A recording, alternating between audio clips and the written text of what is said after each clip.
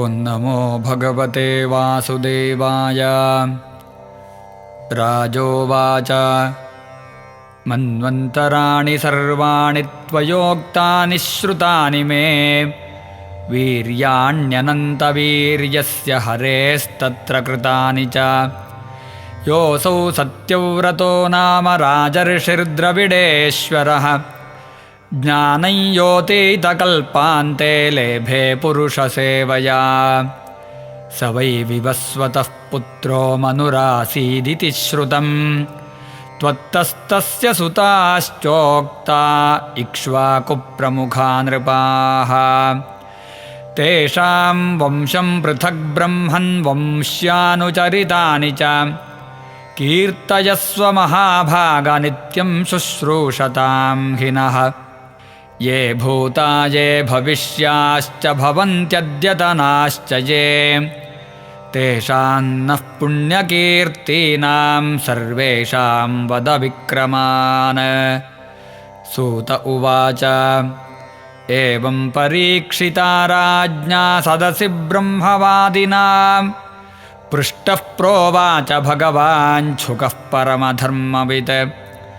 ಶ್ರೀಶುಕ ಉವಾಚ ಶ್ರೂಯತಾಂ ಮಾನವೋ ವಂಶಃ ಪ್ರಾಚುರ್ಯೇಣ ಪರಂತಪ ನ ಶಕ್ಯತೆ ವಿಸ್ತರತೋ ವಕ್ತುಂ ವರ್ಷಶತೈರಪಿ. ಪರಾವರೇಷಾಂ ಭೂತಾನಾಮಾತ್ಮಾ ಯಃ ಪುರುಷಃ ಪರಃ ಸ ಏವಾಸೀದಿದಂ ವಿಶ್ವಂ ಕಲ್ಪಾಂತೇನ್ಯನ್ನ ಕಿಂಚನ. ತಸ್ಯ ನಾಭೇಃ ಸಮಭವತ್ ಪದ್ಮಕೋಶೋ ಹಿರಣ್ಮಯಃ ತಸ್ಮಿನ್ ಜಜ್ಞೆ ಮಹಾರಾಜಃ ಸ್ವಯಂಭೂಶ್ಚತುರಾನನಃ. ಮರೀಚಿರ್ಮನಸಸ್ತಸ್ಯ ಜಜ್ಞೆ ತಸ್ಯಾಪಿ ಕಶ್ಯಪಃ ದಾಕ್ಷಾಯಣ್ಯಾನ್ ತತೋದಿತ್ಯಾಂ ಬಿಭಸ್ವಾನಭವತ್ಸುತಃ. ತತೋ ಮನುಶ್ರಾದ್ದದೇವಃ ಸಂಜ್ಞಾಯಾಮಾಸ ಭಾರತ ಶ್ರದ್ಧಾಯಾಂಜನಯಾಮಾಸ ದಶಪುತ್ರಾನ್ ಸ ಆತ್ಮವಾನ್. ಇಕ್ಷ್ವಾಕುನೃಗಶರ್ಯಾತಿದಿಷ್ಟಧೃಷ್ಟಕರೂಷಕಾನ್ ನರಿಷ್ಯಂತಂ ಪೃಷಧ್ರಂಚ ನಭಗಂಚ ಕವಿಂ ವಿಭುಃ. ಅಪ್ರಜಸ್ಯ ಮನೋಃ ಪೂರ್ವಂ ವಸಿಷ್ಠೋ ಭಗವಾನ್ ಕಿಲ ಮಿತ್ರಾವರುಣಯೋರಿಷ್ಟಿಂ ಪ್ರಜಾರ್ಥಮಕರೋತ್ ಪ್ರಭುಃ. ತತ್ರ ಶ್ರದ್ಧಾ ಮನೋಃ ಪತ್ನಿ ಹೋತಾರಂ ಸಮಯಾಚತ ದುಹಿತ್ರರ್ಥಮುಪಾಗಮ್ಯ ಪ್ರಣಿಪತ್ಯಪಯೋವ್ರತಾ. ಪ್ರೇಷಿತೋಧ್ವರ್ಯುಣಾ ಹೋತಾಧ್ಯಾಯಂಸ್ತತ್ಸು ಸಮಾಹಿತಃ ಹವಿಷವ್ಯಚರತ್ತೇನ ವಷಟ್ಕಾರಂ ಗೃಣನ್ ದ್ವಿಜಃ. ಹೋತುಸ್ತದ್ವ್ಯಭಿಚಾರೇಣ ಕನ್ಯೇಲಾ ನಾಮ ಸಾಭವತ್ ತಾಂ ವಿಲೋಕ್ಯ ಮನುಃ ಪ್ರಾಹನಾತಿಹೃಷ್ಟಮನಾ ಗುರುಂ. ಭಗವನ್ ಕಿಮಿದಂ ಜಾತಂ ಕರ್ಮ ವೋ ಬ್ರಹ್ಮವಾದಿನಾಂ ವಿಪರ್ಯಯಮಹೋ ಕಷ್ಟಂ ಮೈವಂ ಸ್ಯಾದ್ ಬ್ರಹ್ಮ ವಿಕ್ರಿಯಾ.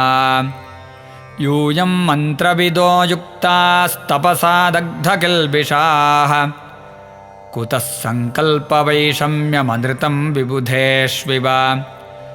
ತನ್ನಿಶಮ್ಯ ವಚಸ್ತಸ್ಯ ಭಗವಾನ್ ಪ್ರಪಿತಾಮಹಃ ಹೋತುರ್ವ್ಯತಿಕ್ರಮಂ ಜ್ಞಾತ್ವಾ ಬಭಾಷೇರಭಿನಂದನಂ.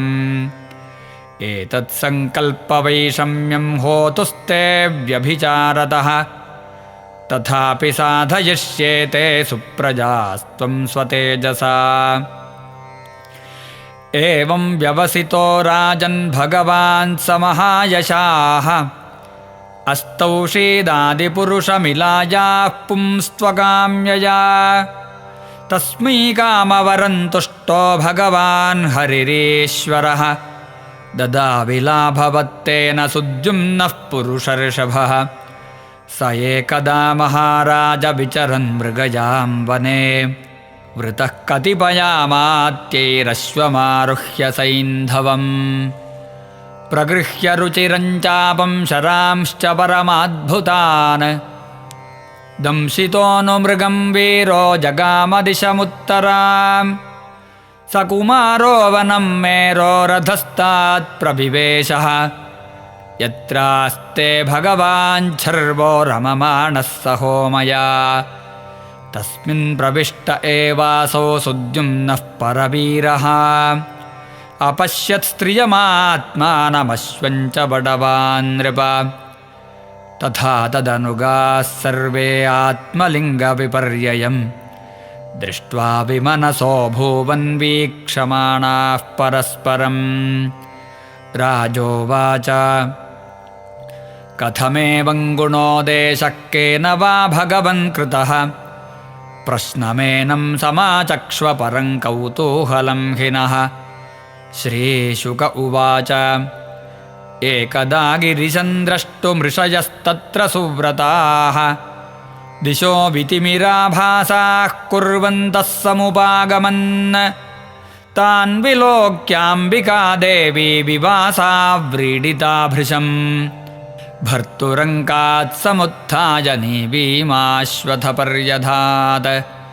ऋषयोऽपि तयोर्वीक्ष्य प्रसङ्गं रममाणयोः निवृत्ताः प्रयजुस्तस्मान्नरनारायणाश्रमम् तदिदं भगवानाः प्रियायाः प्रियकाम्यया स्थानं यः प्रविशेदेतत् स वै योषिद्भवेदिति तत ऊर्ध्वं वनं तद्वै पुरुषा वर्जयन्ति सा चानुचरसंयुक्ता विचचारवनाद्वनम् अथ तामाश्रमाभ्यासे चरन्तीं प्रमदोत्तमाम् स्त्रीभिः परिवृतां वीक्ष्य चकमे भगवान् बुधः सापि तञ्चकमे शुभ्रोः सोमराजसुतं पतिं स तस्याञ्जनयामास पुरूरवसमात्मजम् एवं स्त्रीत्वमनुप्राप्तः सुद्युम्नो मानवो नृपः सस्मारस्वकुलाचार्यं वसिष्ठमिति शुश्रुम स तस्य तान् दशान् दृष्ट्वा कृपया भृशपीडितः सुद्युम्नस्याशयन् पुंस्त्वमुपाधावत शङ्करम् तुष्टस्तस्मै स भगवान् ऋषये प्रियमावहन् स्वाञ्च वाचमृतां कुर्वन्निदमाह विशाम्पते मासं पुमान् स भविता मासं स्त्री तव गोत्रजः इत्थं व्यवस्थया कामं सुद्युम्नोऽवतु मेदिनीम् आचार्यानुग्रहात् कामं लब्ध्वा पुंस्त्वं व्यवस्थया पालयामास जगतीन्नाभ्यनन्दन् स्मतं प्रजाः तस्योत्कलो गयो राजन् विमलश्च सुतास्त्रयः दक्षिणापथराजानो बभूवुर्धर्मवत्सलाः